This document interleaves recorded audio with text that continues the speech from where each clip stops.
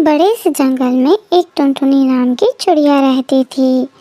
वो बहुत अच्छी और मेहनती चिड़िया थी। उसका पति कुछ दिन पहले एक हादसे में मर गया था। टुनटुनी अकेले ही रहती थी और उसका एक अंडा भी था, जिसमें से कुछ दिनों तक बच्चा निकलने ही वाला था। लेकिन अब टुनटुनी की सेहत बहुत ख़राब थी। ऐसे ही वो एक दिन डॉक्टर के पास जाती है। डॉक्टर जी, मेरी सेहत ठीक नहीं है। मुझे हर वक्त चक्कर ही आते रहते हैं। आप मुझे कोई दवा दे दें जिससे मैं ठीक हो जाऊं।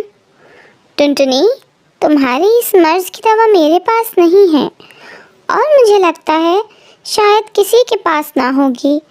बस आराम करो तुम। डॉक्टर जी, ऐसा ना कहें। मैं अगर अकेली होती तो मरने से कभी ना डरती, लेकिन मेरा एक अंडा भी है जिसमें से बच्चा निकलने वाला है। आप प्लीज़ मुझे कोई दवा दे दें, बस मेरा बच्चा बड़ा हो जाए। फिर मैं मर भी गई तो मेरा बच्चा तो इस काबिल होगा कि खुद से अपनी ज़िंदगी जी सके। टुनटुनी, मैं तुम्हें कैसे कोई दवा दे सकती हूँ? जो भी दवा मैं तुम्हें दूंगी, तुम्हारा मर्ज़ कम होने के बजाय बढ़ेगा। और फिर टुनटुनी मायूस होकर वहाँ से चली जाती है। टुनटुनी अपने घोंसले में उदास होकर बैठ जाती है। अब मैं क्या करूँ? मेरा अंडा क्या होगा इसका अगर मैं मर गई तो? मुझे अपने अंडे को किसी को दे देना चाहिए जो मेरे बच्चे का ध्यान रख सके। लेकिन ऐसा कौन है जो मेरे बच्चे का ध्यान रख सके? मैं ऐसा करती हूँ कि पतलू भैया के पास जाती हूँ। मैं भी तो बहुत बार उनके काम आई हूँ, वो मेरी मदद ज़रूर करेंगे।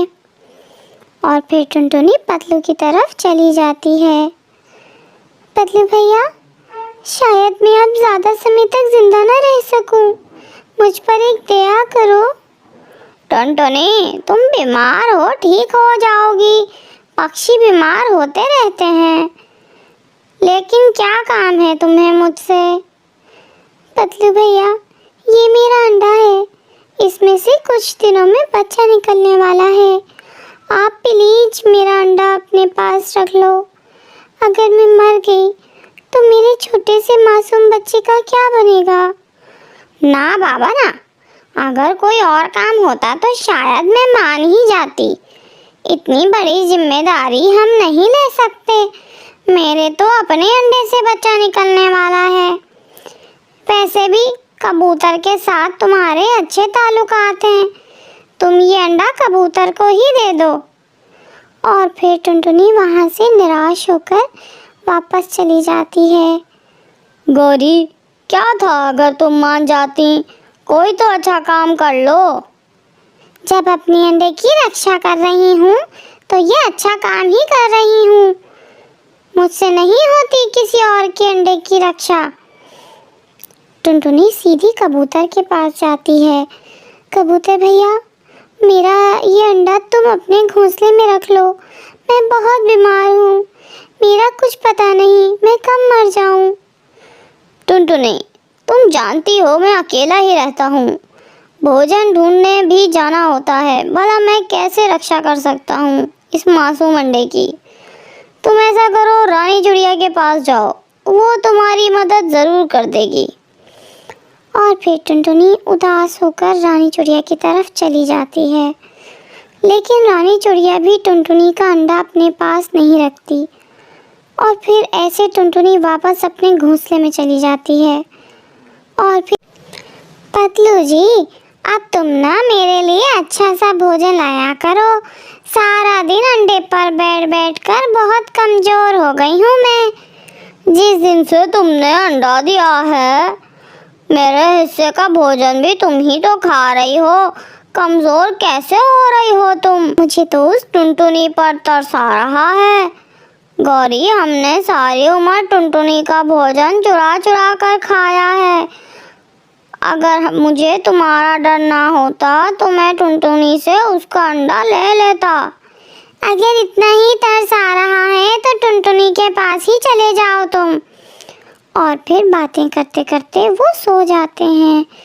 लेकिन जैसे ही गौरी सोती है, पतलू चुपके से टुनटुनी की तरफ चला जाता है। और जैसे ही पतलू टुनटुनी के घोंसले में पहुंचता है, टुनटुनी तो मरी पड़ी थी। पतलू ये देखकर रोने लग जाता है। टुनटुनी, तुम क्यों छोड़कर चली गई हमें? टुनटुनी, तुम तो चली गई, लेकिन मैं अब तुम्हारे अंडे की रक्षा ज़रूर करूँगा और तुम्हारे अंडे से निकलने वाले बच्चे को अच्छे से पालूँगा। और फिर पतलू टुनटुनी का अंडा उठाकर वापस चला जाता है। गौरी तो गहरी नींद सोई हुई थी। पतलू चुपके से अंडा अपने अंडे के पास ही रख देता है और सो जाता है। और फिर सुबह हो जाती है, लेकिन पतलू अभी तक सोया हुआ। ओए पतलू, उठो, दूसरा अंडा क्या तुमने दे दिया? उठो जल्दी से। और फिर पतलू उठकर बैठ जाता है और वो अपने मन में ऐसे सोचता है, अगर मैंने गौरी को इस अंडे के बारे में बताया तो गौरी तो मुझे छोड़ेगी नहीं। गौरी, ये तो बहुत खुशी की बात है, तुमने दिया होगा। ये अंडा भी उठाओ और फेंको इस अंडे को घोंसले से बाहर। मुझे सब पता है तुम्हारी चालाकियों का। तुमने टुनटुनी का अंडा लाकर रखा होगा। हाँ, रखा है। हर समय मुझे डराती रहती हो। आखिर पति हूँ तुम्हारा, जरा भी इज्जत नहीं करती हो तुम मेरी। गौरी जैसे ही अंडे को उठाकर फेंकने लगती है तो वो कहती है, कौन सा अंडा है टुनटुनी का? मुझे क्या पता, साथ साथ ही तो पड़े हैं, तुम खुद ही देख लो। वो दोनों अंडे एक जैसे ही थे, इसलिए गौरी पहचान ही नहीं पा रही थी कि टुनटुनी का अंडा कौन सा है। और फिर पतलू वहाँ से चला जाता है। अब मुझे इन दोनों अंडों की ही रक्षा करना होगी। मुझे तो पता ही नहीं चल रहा कि मेरा कौन सा अंडा है। आज तो पतलू कुछ ज़्यादा ही मेहनत कर रहा था कि किसी तरीके से गौरी को अच्छा सा भोजन ला कर दे, जिससे वो खुश हो जाए। और फिर पतलू को गौरी का मनपसंद फल अमरूद मिल जाता है। पतलू वो अमरूद लेकर अपने घर की तरफ चल देता है। देखो गौरी, मैं क्या लाया हूँ तुम्हारे लिए। हाय अमरूद, मेरा तो आज अमरूद खाने को बहुत मन कर रहा था। वैसे तुमने मौका अच्छा ढूंढा टुनटुनी का अंडा लाने का। ऐसे तो तुम मान नहीं रही थी। मुझे भी पतलू कहते हैं, मेरे जैसा दिमाग किसी का नहीं। अच्छा ठीक है, अब मैं इन दोनों अंडों की ही रक्षा करूंगी, लेकिन तुम शाम होते ही भोजन लेकर वापस आ जाया करो। रोज यहाँ चीला कर चक्कर लगाती है घोंसले के। तुम फिक्र ना करो, कल से मैं शाम से पहले ही आ जाया करूँगा। और फिर ऐसे ही दिन और रात गुजरने लगते हैं। और फिर एक दिन सुबह गौरी के अंडे से बच्चा बाहर आता है और वो टुनटुनी का बच्चा था। गौरी जल्दी से उस बच्चे को अपने पंखों में छुपा लेती है। गौरी, कितना सुंदर है ये बच्चा। पतलू जी, सच पूछो तो मुझे भी बहुत ज़्यादा प्यार हो गया है इस बच्चे से। मुझे ऐसा लग रहा है कि जैसे ये बच्चा मेरे अपने अंडे से ही निकला है। अब तुम जल्दी से आ जाना वापस। मुझे ऐसा लग रहा है कि शाम तक हमारा दूसरा बच्चा भी अंडे से निकल आएगा। और फिर वो पतलू भोजन के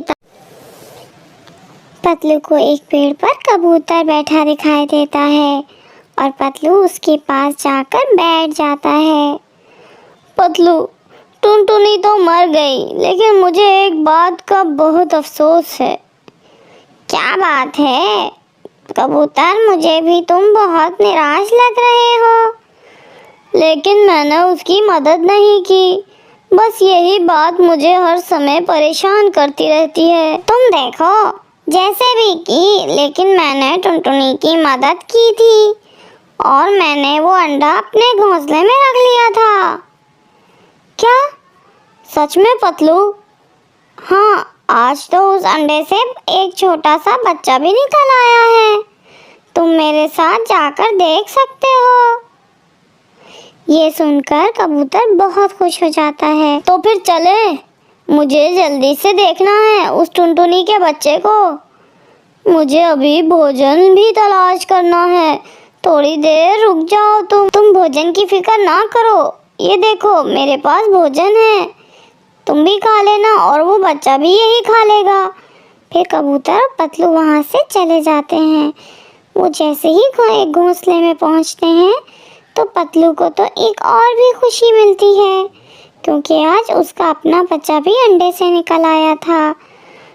पतलू देखो, हमारा बच्चा कितना सुंदर है, बिल्कुल मेरे जैसा ही लग रहा है।